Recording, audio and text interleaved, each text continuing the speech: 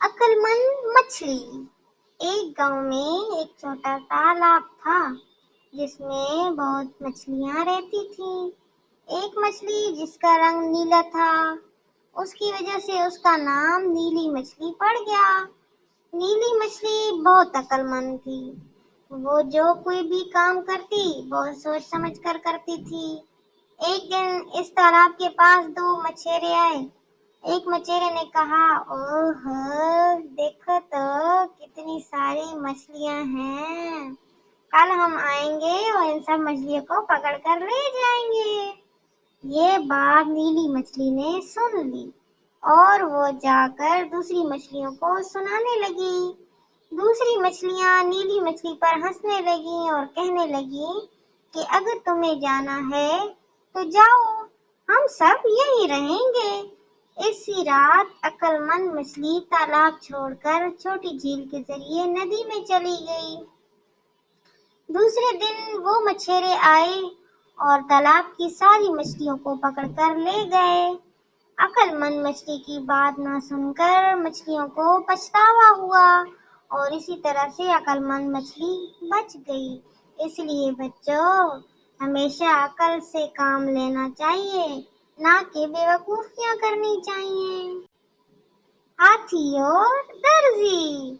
ایک دفعہ کا ذکر ہے کہ ایک درزی اپنی دکان میں بیٹھا کپڑے سی رہا تھا کہ اچانک سے وہاں ایک ہاتھی کا بچہ آ گیا اور اچانک اونچا اونچا بولنے لگا۔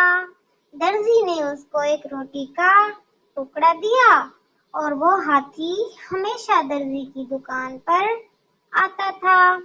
ایک دن ہاتھی آیا لیکن درزی نے اس کو روٹی کے بجائے سوئی چبھا دی۔ ہاتھی بھاگ گیا۔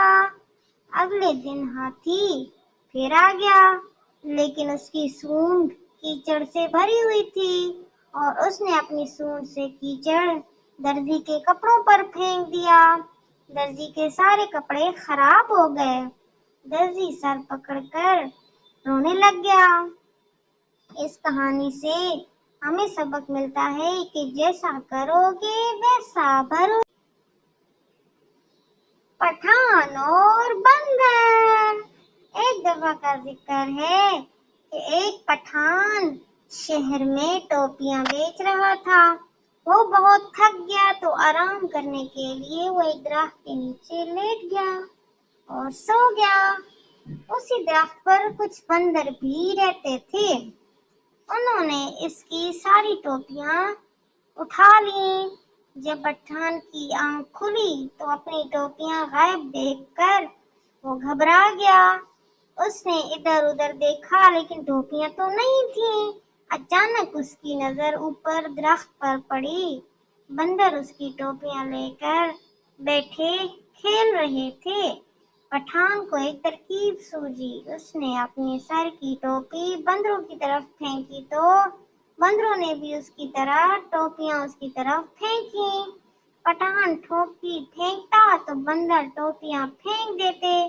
اس طرح پٹھان کو اپنی ساری ٹوپیاں واپس مل گئیں۔